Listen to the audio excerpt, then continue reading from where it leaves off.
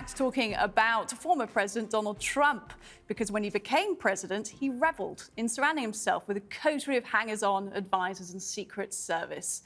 But entering the courthouse yesterday, look at him here, he struck a lonely figure. No one to even open a door for him. Bet he didn't like that.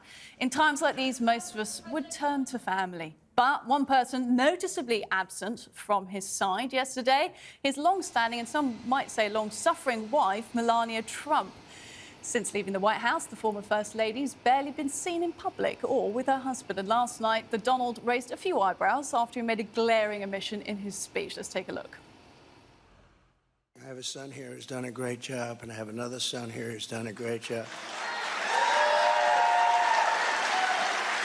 Hey, Tiffany. And Ivanka, and Barron will be great someday. He's tall. He is tall, and he's smart. But I have a great family, and they've done a fantastic job. Donald, you forgot to mention your wife. always mention the wife. So, is the Trump marriage rock solid, or is it on the rocks? There's a question swirling around today. Joining me to discuss all this, Fox News contributor and OutKick host Tomi Lahren, and by Manhattan criminal attorney and former Apprentice contestant Stacey Schneider. Tomi and Stacey, thanks so much for joining us on this potentially not the most important issue of what is currently going down in your justice system at the moment, but it has been something that's caught our attention. We thought we'd get you two smart women on to talk about another smart woman, Melania Trump, I would argue. Tomi, let's come to you first. Should she have been there? Do you understand why she wasn't?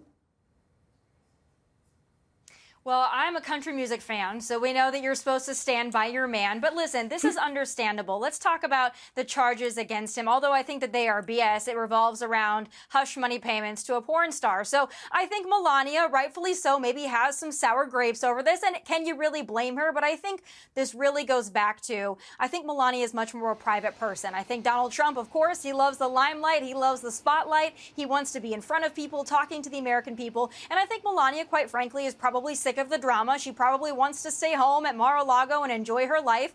And if we're all being honest, maybe she doesn't want Donald Trump to run again in 2024. Maybe she wants to have a quieter life. I don't think this means that there's trouble in their marriage. I just think that Melania, she'd rather sit on the side, maybe on this one. I think you're going to see her hitting the campaign trail just as you did in the last two elections.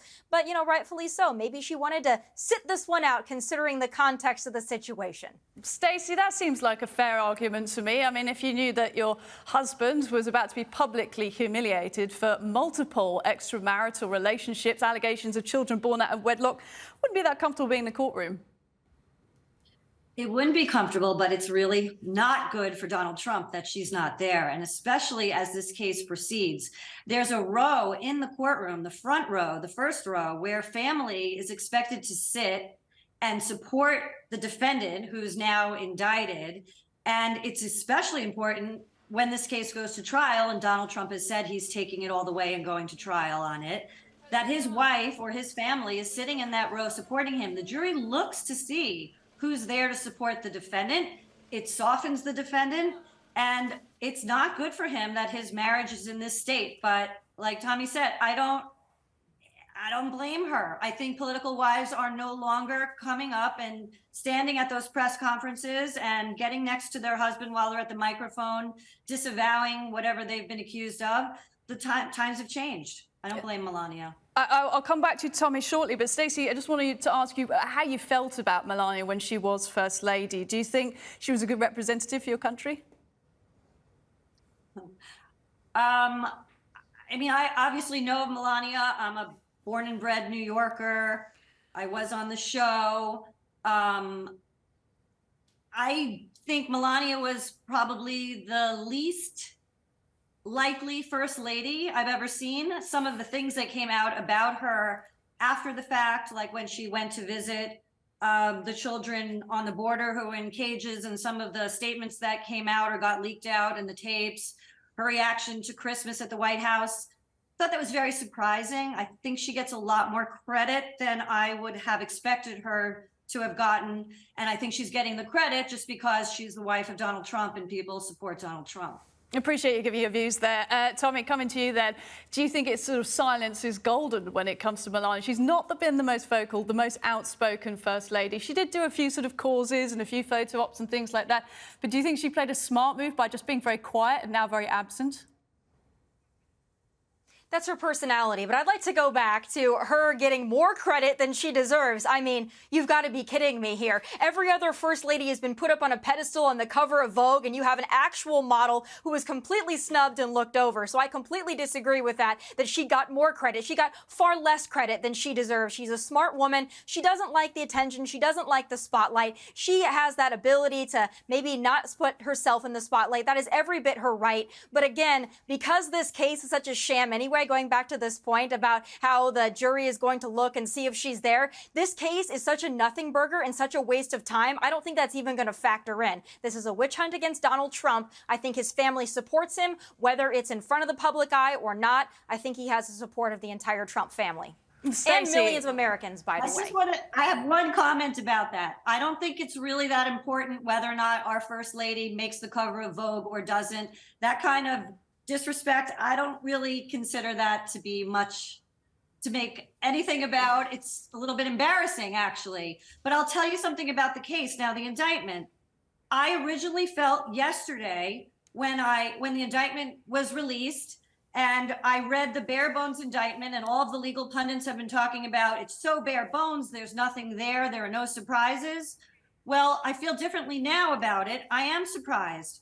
I read the DA's statement of facts, which were released, and those are the facts that are backing up the reasons why they feel they can meet the elements of this crime, which is 34 counts, felony counts of falsification of a business record.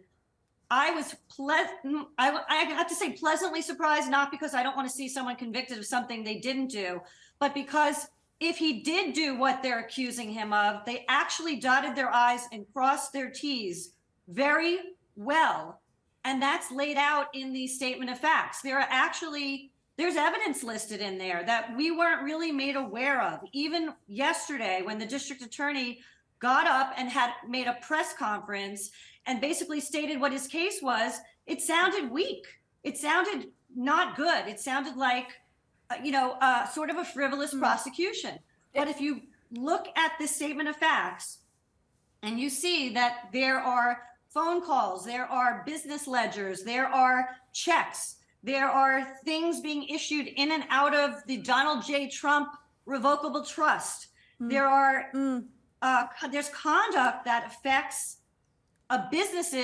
his businesses, the Trump Organization, which is located in the state of New York. Yeah. I think this is going to be more than people think it is when the truth starts coming out.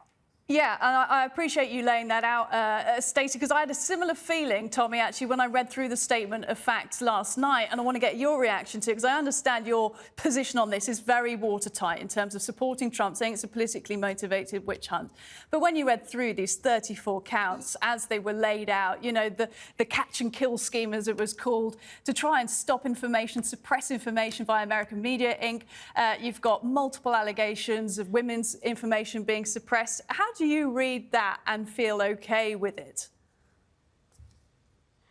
Listen, we're talking about a Manhattan DA that downgraded 52% of felonies to misdemeanors, and he's going after Donald Trump for what amounts to a clerical error and a trumped-up NDA to a porn star? You have got to be kidding me. How do you explain that and the spending of federal money on that, our taxpayer dollars, to do this when New Yorkers are wandering around the streets of that city worried about their safety and their personal safety and their family safety? This is an absolute sham. This is weaponization, political persecution, not prosecution, and Trump will prevail, as he always does.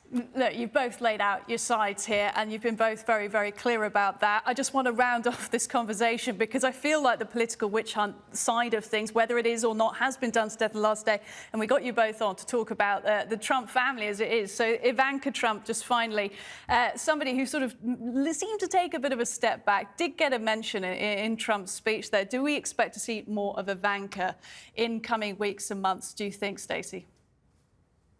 No, I think she's going to lay low and remain laying low down in Florida. Don't forget, she grew up in New York. All her friends were here. you know, sort of the scuttlebutt here is nobody wants to talk to her anymore. They don't like what went on when she was in the White House. They don't like that she was quiet when people felt she should have spoken up, especially since she had taken on this so-called senior role in the White House without very much experience in any governmental affairs. So I think she's trying to compensate and bring her brand back a little bit, because she's really been ousted from a lot of social circles where she grew up. And I don't think she wants to touch this issue. I think she and her husband want to move on and get into something else and not be pulled into the orbit of the circus. Tomi, is that a fair characterization? Well, I disagree that she left New York because she's embarrassed. A lot of people left New York and because it's a hellhole to live in. A lot of people moved to Florida because they have a great governor and a lot of freedom. So that's beside the point. But I will say this. I think Ivanka has other aspirations. Maybe she doesn't want to be in the White House again. Maybe she doesn't want to be in the political arena. That's every bit her right. It doesn't mean she doesn't support her dad. It just means maybe this isn't the role that she wants anymore. I think we're looking far too much into this. I think the Trump family is behind Donald Trump, whether, like I said, whether they want to be out in the lights like Eric and Don, or whether they want to be more in the shadows like Ivanka and Melania. I don't think this means much. Look, I wish we had time to get Stacey's response to your point about New York, and your comments on New York is there, but I'm sure we can guess what they would be. New York, one of the best cities in the world. Florida, a very nice place too. Thank you both so much, Tomi and Stacey, for joining us.